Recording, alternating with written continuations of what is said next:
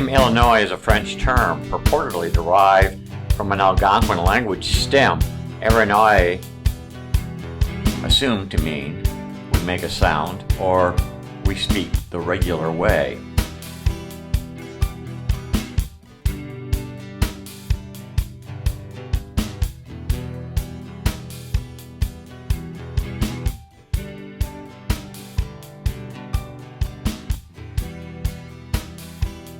The majority English colonists for years faced as much consternation and violent competition from the French for land and influence over Eastern America as from the native dwellers.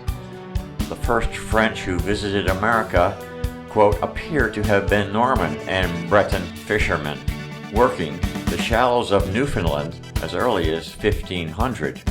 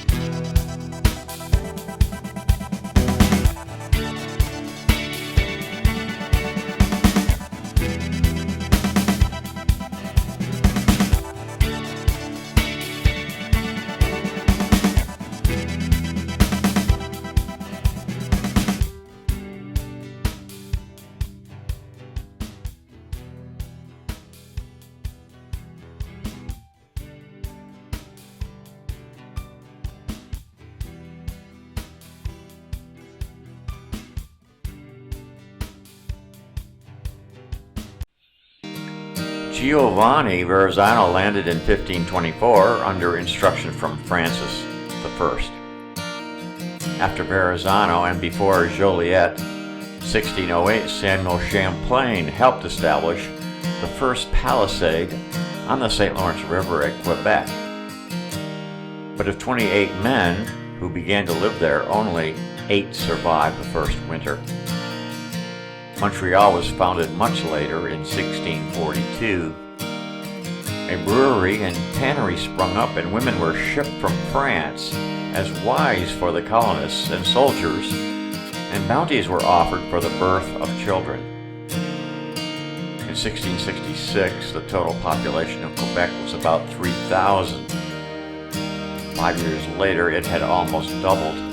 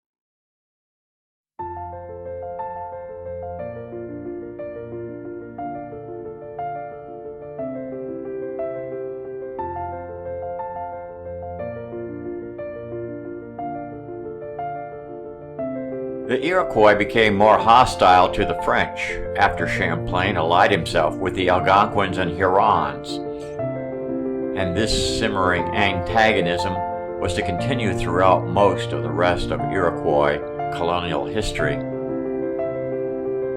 The explorers were followed by missionaries. The first Jesuit priest, Father Lejeune, ministered mostly to the Algonquins. The Iroquois, though, were not disposed to receive the good news and eventually nearly exterminated the Huron tribal group, along with their Jesuit spiritual advisors from Old France. Lake Ontario was crossed, and fur trading, with a lot of dishonest bartering, took off along the shores of the Great Lakes, led by a unique breed of adventurers called coureurs des bois. Some of these wood runners, as they were called, illicitly traded with Indians for peltries, or skins, but others joined them, married squaws, and merged their lives with the native tribes. Quote, great abuses crept into the fur trade, large quantities of spirits being sold to the Indians, who were roundly cheated when intoxicated. Unquote. Officials of the French government often, quote, winked at the violations of the law, and some of them shared in the illicit trading, unquote. Quoted from The Colonization of North America by Bolton and Marshall. French explorers and exploiters tended to push into the continent from the north and west, and up the Mississippi Basin. Louis Joliet, a trader himself, in 1672 was commissioned by New France governor Count Frontenac to make a renewed attempt to find the Mississippi River. Fort Frontenac at the time was being founded on the north shore at the outlet of Lake Ontario, at a place now called Kingston. Joliet and his eventual companion Jacques Marquette were essentially blocked southward by Spanish ambitions, but another trader, familiar with the dealings in Minnesota and Wisconsin, Le Sieur, quote, with 29 men, ascended the Mississippi to the Blue River, Minnesota, where he traded with the Sioux.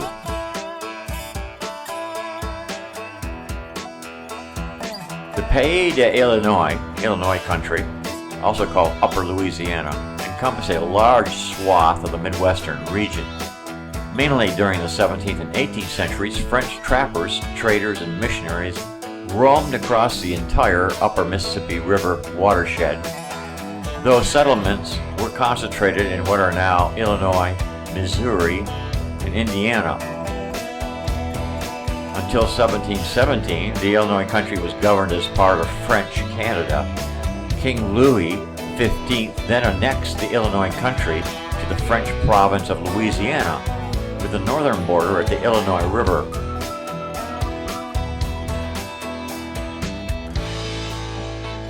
By the mid-18th century, the upper Louisiana settlements included Cahokia, Kaskaskia, Chartres, St. Philippe, and Prairie du Rocher, all east of the Mississippi in present-day Illinois, and St. Genevieve across the river in Missouri.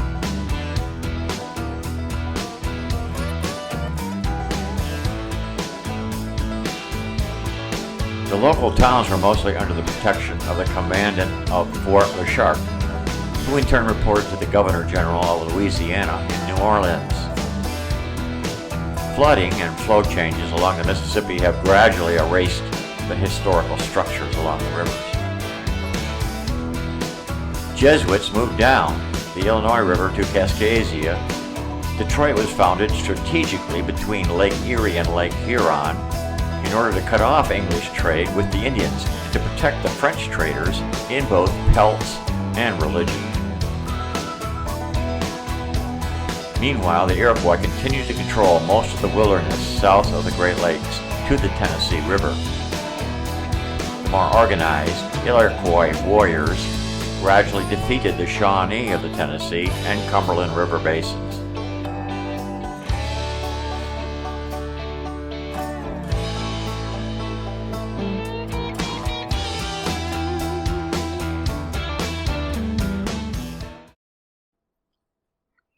Inevitably, clashes of the European businesses evolved into outright war across much of Europe, but also within the newly tramped American wilderness.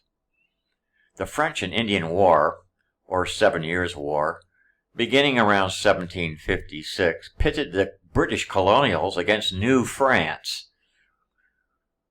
British colonists were supported at various times by the Iroquois, Catawba, and Cherokee tribes, and the French colonists were supported by the Wabanaki Confederacy member tribes of Abenaki and Micmac, and the Algonquin, Lenape, Ojibwa, Ottawa, Shawnee, and Wyandot tribes. Almost a decade before the war's end, a few backwoodsmen sent in early 1754 to build a fort at what was then called the Forks of the Ohio were captured by French fighters and Indians. On May 28, the Battle of Jumonville Glen purportedly marked the beginning of the French and Indian War, a fight that was soon followed by the Battle of Fort Necessity, the only battle that George Washington ever surrendered in. The French demolished the British fortification on the Ohio and constructed Fort Duquesne in its place. Not long after, George Washington and troops out of Great Meadows, or Fort Necessity, were defeated by Coulon de Villiers. Not an English flag now waved beyond the Alleghenies, and red warriors of the West, and even many of the Iroquois, flowed to the standards of France, according to Bolton and Marshall. Then, with the well-documented defeat of General Edward Braddock, then Commander-in-Chief of the 13 colonies, at Fort Duquesne in 1755. By the way, George Washington was second in command there. The frontiers of Pennsylvania, Maryland, and Virginia were almost defenseless. Washington took over command of roughly 1,500 men along a mountain frontier almost 400 miles long. The backcountry of Virginia was the scene of massacre and rapine. The French and their Indian friends won some early battles but lost the war anyway. The global war ended with a Treaty of Paris between France, Spain, and Great Britain, and the Treaty of Hubertusburg between Saxony, Austria, and Prussia in 1763. Upper and Lower Louisiana east of the Mississippi were ceded to the British in the Proclamation of 1763, and the West to the Spanish, ending the French and Indian War in the colonies. For a time, the eastern region became part of the province of Quebec. French-Canadian language and culture continued to exist in the area, and traces of the so-called Missouri French dialect are still there. In 1778, the Virginia legislature created the country of Illinois, comprising all of the lands lying west of the Ohio River, to which Virginia had any claim. With Kaskaskia in the western limit, French and Indian residents of this Illinois country were given full citizenship.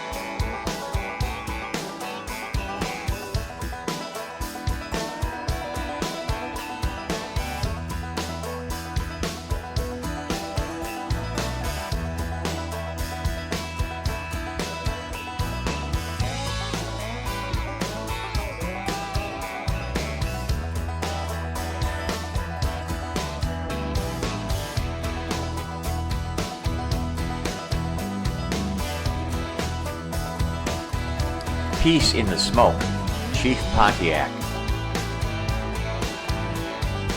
In the 1763 Proclamation of Peace, France ceded control of the entire Ohio region to Great Britain. without consulting its native Indian allies. They still believed that they had territorial claims. It forbade all settlement west of the line drawn along the Appalachian Mountains, which was delineated as an Indian reserve, but the colonial sentiment was only that, a sentiment.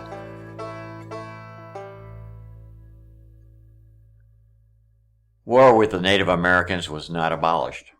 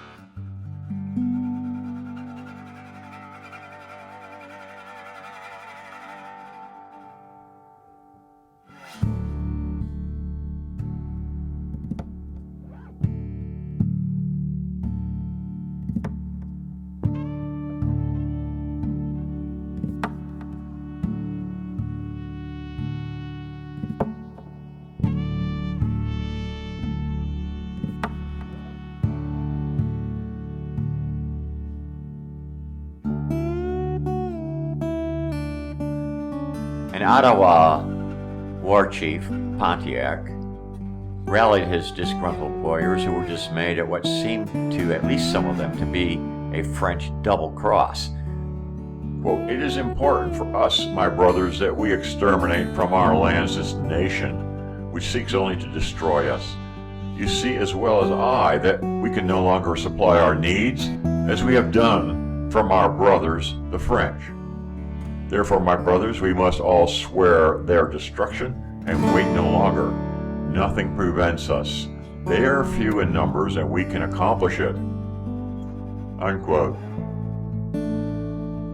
Pontiac plotted what one chronicler described as, quote, "undoubtedly the most comprehensive military campaign ever conceived in a red man's brain," unquote. Pontiac and 300 followers attempted to take Fort Detroit by surprise. His following eventually surpassed 1,000 warriors from a half-dozen tribes. Widespread attacks were simultaneously executed against British forts and Anglo-Americans across the Ohio Valley. Fort Sandusky fell. At Fort Mackinac, a group of innocent-looking Indians playing a game of kickball outside the palisades seemingly mistakenly bounced the ball over the walls. By then, many soldiers' residents had been lured outside to watch the game. A group of Indian players rushed inside the fort to retrieve their ball and promptly began a massacre, killing and scalping many non-French Canadian persons trapped inside. Apparently, many of the French dwellers at the fort simply stayed out of the way. In July 1763, Pontiac defeated a British detachment at the Battle of Bloody Ridge. Almost 60 English soldiers were killed or wounded. In October, he lifted the siege of Detroit and withdrew to the Illinois country where he had relatives. Pontiac continued to encourage militant resistance to the British occupation among the Illinois and the Wabash tribes and to recruit French colonists as allies. But he, as did an increasing number of Western Indian leaders and intermediaries with the whites, saw a disappointing outcome looming.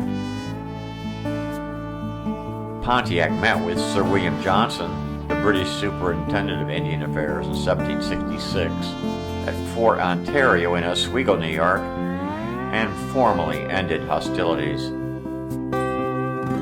Later, Pontiac may have feigned friendliness to the English. It is said, though, that, like many of his native brethren, he had succumbed to firewater. Under its influence, he reportedly spouted opinions that offended the English.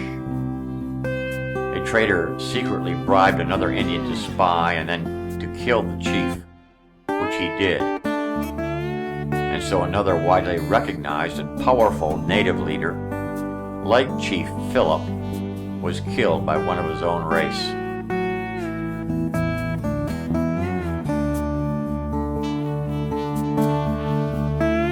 The terrible Pontiac War, which in 1763 burst over the West, has never been paralleled by savages the world over in point of swift success. This may be attributed to the fact that a leader was found in Pontiac, a chieftain in the Ottawa Nation, who for daring and intelligence was never matched by a man of his race. He had the courage of sweeping and patriotic convictions. He saw in the English occupation of the land the doom of the red man. Indeed, he must have seen it before, but if so, he had not had an opportunity to put his convictions to a public test. The Indian was becoming a changed man. The implements and utensils of the white man were adopted by the red. The independent forest arts of their fathers were beginning to be forgotten. In sum, I quote from Archer Butler Hubert. Kettles and blankets and powder and lead were taking the place of the wooden bowls and fur robes and swift flint heads. In another generation, the art of making a living for himself in the forest would be forgotten by the Indian, and he would henceforth be absolutely dependent on the foreigner. All this Pontiac saw. He felt commissioned to lead a return to nature. The arts of the white man must be discarded, and Indians must come back to their primitive mode of living, in dependence upon their own skill and ingenuity. And so Pontiac waged a religious war.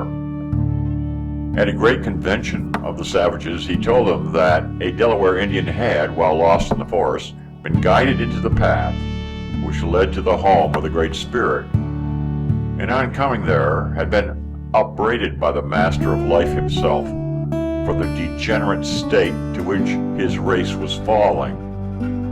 The forest arts of their fathers must be encouraged and relied upon. The utensils of the white man must be banished from the wigwams. Bows and arrows and tomahawks and stone hatchets should not be discarded. Otherwise the Great Spirit would take away their land from them and give it to others. And so much of the fury which accompanied the war was a sort of religious frenzy. The Master of Life himself has stirred us up, said the warriors.